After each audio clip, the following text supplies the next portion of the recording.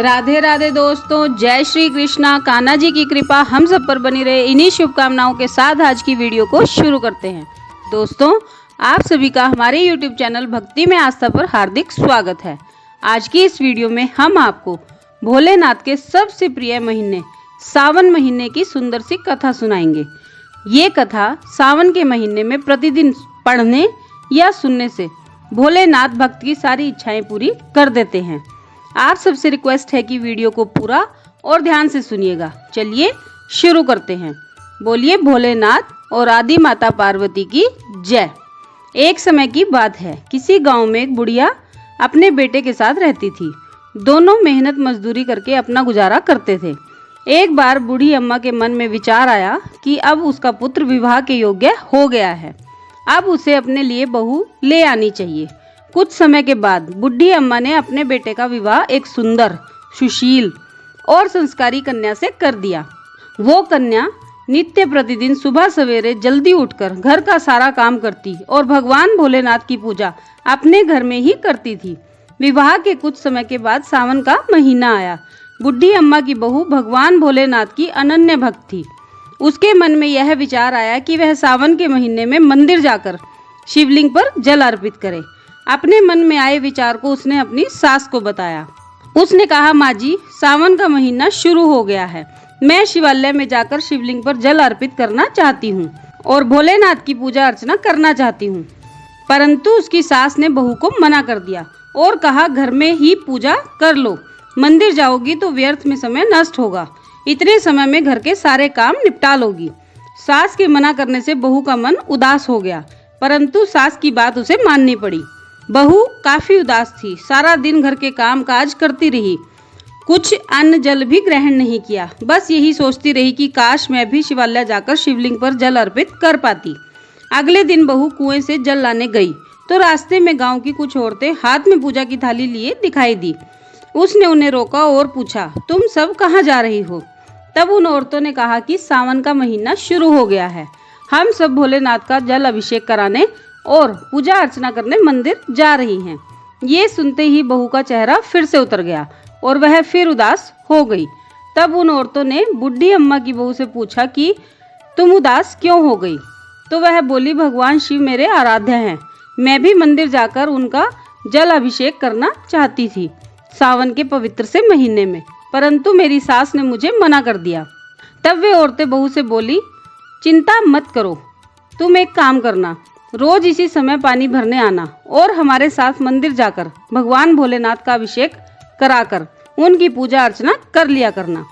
इस पर बहू बोली कि मेरे पास तो पूजा की कोई सामग्री भी नहीं है, घर से लेकर आऊंगी तो सास को पता चल जाएगा। तब उन औरतों ने बहू से कहा कि परेशान ना हो, हमारे पास पूजा की सामग्री होती है, तुम भी इसी से भगवान की पूजा कर लिया करो। ये सुनकर बहू बहुत खुश हो गई और रोज उनके साथ मंदिर जाने लगी, जहां वह रोज भोलेनाथ पर जल चढ़ाकर उनकी पूजा करती और प्रार्थना करती कि हे भोलेनाथ, मैंने पूजन वाली बात अपनी सास से छिपाई है, इसके लिए आप मुझे क्षमा कर देना प्रभु। ऐसे ही पूजा करते करते पूरा सावन का महीना निकल गया। सावन के अंतिम दिन वह सोचने लगी कि पूरा महीना मैंने इन औरतों के सामान से भोलेनाथ की पूजा अर्चना की है, आज तो मुझे अपना ही कुछ सामान भोलेनाथ को समर्पित करना चाहिए। ऐसा मन में विचार कर उसने अपनी नाक से सोने की नथनी उतारी और उसे धोकर शिवलिंग पर समर्पित कर दिया और पूजा करके घर आ गई और सास से नजर छुपाकर इधर उधर होकर घर के कामकाज करने लगी, क्योंकि उसे पता था कि उसकी नाक में नथनी ना देखकर सास उससे पूछेगी कि तुम्हारी नथनी कहाँ गई।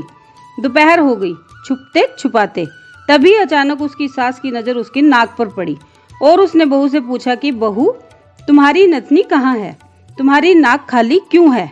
तब वह बोली, माँ जी, मुझे पता नहीं, शायद कहीं गिर गई होगी।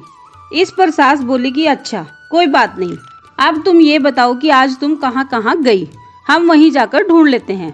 बहू बोली, मैं सुबह पानी भरने गई थी, तब तक तो नथनी मेरे नाक में ही थी, उसके बाद मैं उपले थापने गई थी। सास ने कहा, चलो वहीं चलकर देख लेते हैं। दोनों वहीं पहुंची जहां बहू ने उपले थापे थे। सास ने बहू से कहा, चलो अब ये उपले तोड़ते हैं। दोनों सास बहू ने एक एक उपला हाथ में लिया और उसे तोड़ने लग गई। जैसे ही दोनों ने उपले तोड़े तो दोनों के उपलों में से एक एक नथनी निकलकर बाहर आई। सास बोली नथनी तो एक ही थी, ये दो कैसे हो गई। इसके बाद सास ने एक एक करके सारे उपले तोड़ने शुरू कर दिए। अब जो हुआ उसे देखकर तो सास के आश्चर्य का ठिकाना नहीं रहा। सास जो उपला तोड़ती जाए उसी में से नथनी निकलती जाए। थोड़ी ही देर में सास ने सारे उपले तोड़ दिए और वहां देखते ही देखते कितनी सारी नथनियां हो गई। सास ने बहू की ओर देखा और पूछा, ये सब क्या है। तब बहू ने सास से क्षमा मांगते हुए सारी बात सास को बता दी और कहा, ये भगवान भोलेनाथ का चमत्कार और आशीर्वाद है। आज सावन के अंतिम दिन मैंने अपनी नथनी उन्हें अर्पित की थी, तो इसके बदले उन्होंने मुझे इतनी सारी नथनियां वापस कर दी। सास बहू की बात सुनकर बहुत खुश हुई और कहने लगी कि सावन के महीने में स्नान, जप, तप और दान का इतना महत्व है, तो अगले साल इस पवित्र महीने में हम दोनों मिलकर शिवलिंग पर जल चढ़ाएंगे और उनकी पूजा अर्चना करेंगे। अगला सावन का महीना आने पर दोनों सास बहू ने नियम से सावन का स्नान किया, भगवान भोलेनाथ का स्नान कराया, पूजा पाठ, जप तप और दान किया। तो भोलेनाथ की कृपा से बुढ़ी अम्मा का घर अन्न धन से भर गया और उसकी बहू को एक सुंदर से पुत्र की प्राप्ति भी हो गई। अब तो बुढ़ी अम्मा अपने पूरे जीवन में हर सावन के महीने में भगवान भोलेनाथ का अभिषेक कराती रही। हे भोलेनाथ, जैसी कृपा बुढ़ी अम्मा पर करी और उसकी बहू पर करी, वैसी कथा को कहने वाले, सुनने वाले और हुंकारा भरने वाले सभी जनों पर करना। तो दोस्तों, ये थी सावन माह की सुंदर सी कहानी जो हमने आपको सुनाई। ये कहानी पूरे सावन के महीने में सुननी या पढ़नी चाहिए। हर रोज सुनने से भगवान भोलेनाथ और आदि माता पार्वती भक्त को सब कुछ दे देते हैं। आज की वीडियो में बस इतना ही। आप सबने वीडियो को ध्यान से सुना, इसके लिए आपका धन्यवाद। कल फिर मिलेंगे एक और नई वीडियो के साथ। तब तक स्वस्थ रहिए, मस्त रहिए, अपना और अपनों का ख्याल रखते रहिए और बाबा भोलेनाथ के श्री चरणों से जुड़े रहिए। राधे राधे दोस्तों, जय श्री कृष्णा, जय माता दी।